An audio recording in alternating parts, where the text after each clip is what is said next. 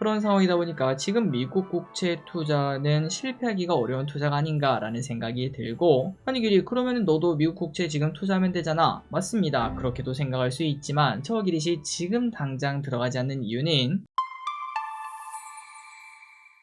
네, 안녕하세요. 주식은 역시 길이길이 새길이십니다. 안녕하세요, 길이분들. 자, 오늘 증시는 눈치 보기가 나타나는 하루였습니다. 이 와중에 공모주 같은 애들은 또 좋은 흐름을 나타냈는데요. 오늘의 공부 빠르게 보고 끝내보도록 하겠습니다. 같이 공부하시죠. 렛츠 기릿. 첫 번째입니다. 오늘 공모주 인투셀도 대박. 자, 오늘 상장한 공모주가 있었죠. 그건 바로 바이오 기업 인투셀인데 시작부터 2배 넘게 상승하고 출발을 했습니다. 그래서 저는 당연히 시초가 매도해서 2만원의 수익을 거뒀고요. 자, 다음 주에도 공모주가 2개나 청약이 있습니다. 이렇게 공모주 분위기가 좋다 보니까 지금은 묻지마 청약할 정도까지 좋아진 게 아닌가 이런 생각도 듭니다. 내일 꼼꼼하게 공부해서 다음 주 공모주도 한번 청약할지 말지 확인해 보도록 할게요. 청약하신 여러분들 축하드립니다. 다음입니다. 이제는 미국 국채 매수 타이밍이다.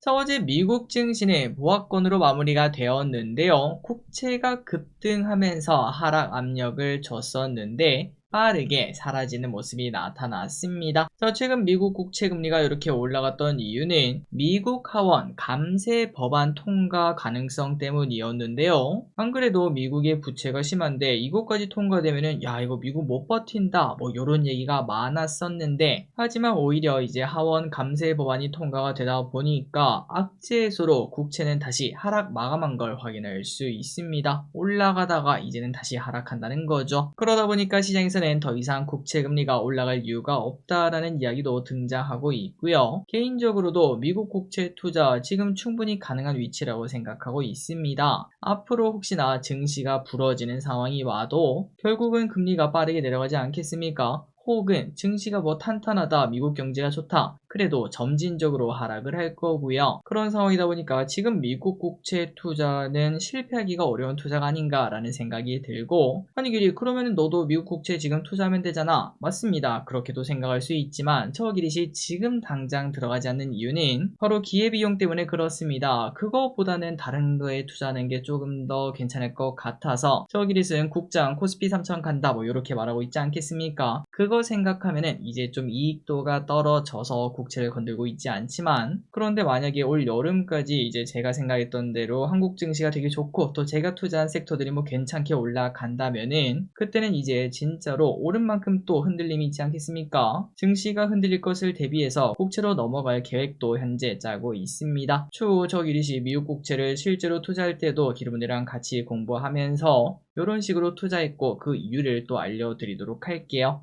어쨌든 이거는 저의 시각이고, 만약에 주식시장이 그렇게 좋지 않을 것 같다 그렇다면 국채 투자 지금 당장 고민을 해보셔도 괜찮을 것 같습니다. 다음입니다. 어제 미국은 양자컴이 뜨거웠다. 어제 미국에서는 양자컴이 화끈했습니다. 왼쪽에 아이온큐 36%나 급등한 걸 확인할 수 있었죠. 그리고 그 이유가 약간 좀 특이하긴 한데요. 아이온큐 최고 경영자 CEO죠. CEO가 나는 양자컴의 엔비디아가 되겠다 이렇게 말을 했다고 합니다. 뭐 당연히 모든 CEO가 그런 식으로 말할 수 있지 않나 라는 생각을 했는데, 그런데 진짜 이것 때문에 36%나 올랐다고 하고요. 다른 양자컴도 같이 올라가는 모습을 보였다고 하네요. 자, 그래서 이제 이런 걸 봤을 때 양자컴에 대해서 사람들의 기대감이 워낙 높다 보니까 이런 작은 호재에도 반응하는구나, 그만큼 끼가 있는 섹터구나 라는 걸 느낄 수 있습니다. 그리고 또 다른 이야기도 있었네요. 21일에는 스웨덴의 자율주행 전기 트럭 기업이랑 협업을 한다라는 이야기도 있었다고 하고요. 그러다 보니까 양자컴 단순히 뭐 10년 뒤 20년 뒤 미래만의 기술은 아니다, 실제로 상용화 기대감이 나타나고 있다, 요렇게도 해석이 되고 있다고 합니다. 그래서 어제 미국에서는 양자컴이 매우 좋았고요. 오늘은 우리 장 초반에 잠시 뜨겁다가 미끄러지는 모습이 나타났습니다. 다음입니다. 테슬라는 로보택시 기대감이 커져가는 중. 진짜 테슬라는 로보택시가 망하면 큰일 날 것 같습니다. 최근 테슬라의 상승 이유는 대부분이 로보택시 기대감으로 올라가고 있죠.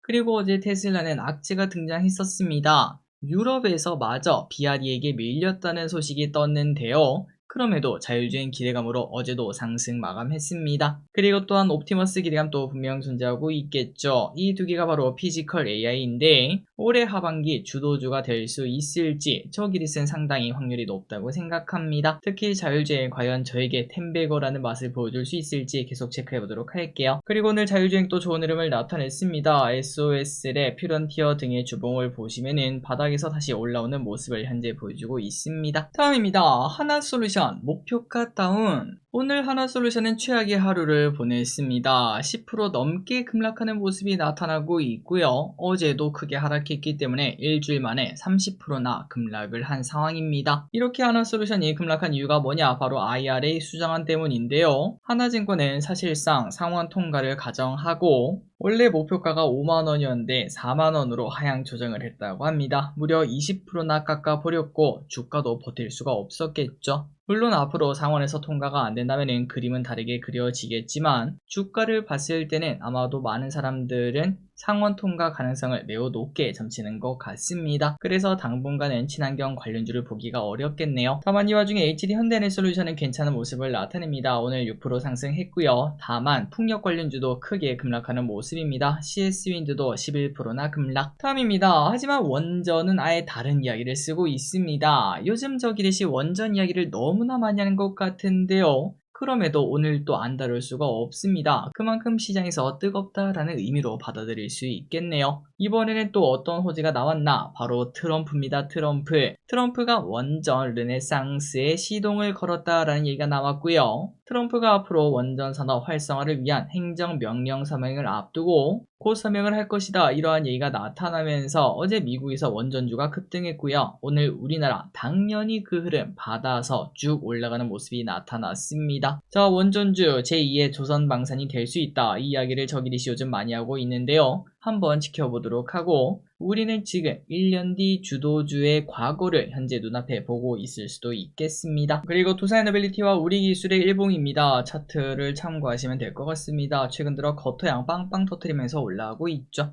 다음입니다. 전진건설로봇 좋은 기업이다. 저 우크라 재건주 중 하나인 전진건설로봇 DS투자증권의 목표가를 6만원으로 상향 조정을 하며 북미 중심 편안한 성장세가 예상된다, 이렇게 코멘트를 했습니다. 그러니까 실적이 잘 나온다는 건데요. 미국 인프라 투자 확대에 따라서 25년에도 성장세를 이어갈 수 있을 것으로 보이며, 그리고 또 전진건설로봇 사실상 처음에는 테마주로 출발했던 친구 아니겠습니까? 그 우크라 기대감도 분명 존재하고 있기 때문에 실적을 봐도 올라갈 것이며, 그리고 또 실제로 휴전을 하게 된다면은, 종전을 하게 된다면은 그때 주가 상승도 기대를 해볼 수 있기 때문에 이런 식으로 오른쪽으로 기어갈 때 슬금슬금 모아보는 전략도 충분히 사용해볼 수 있겠습니다. 전쟁이 끝날 것이라고 예상을 한다면요.